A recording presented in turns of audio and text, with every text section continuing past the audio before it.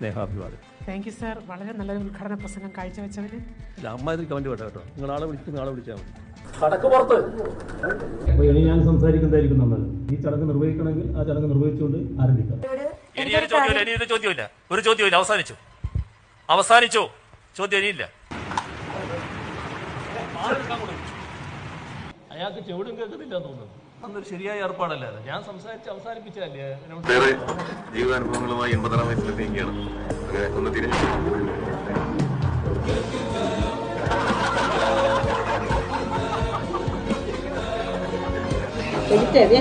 അതെ അതെ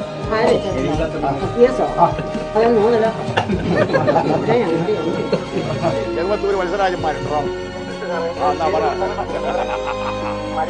നമ്മൾ വീണ്ടും അധികാരത്തിൽ വന്നു. എത്ര സഖാക്കളെ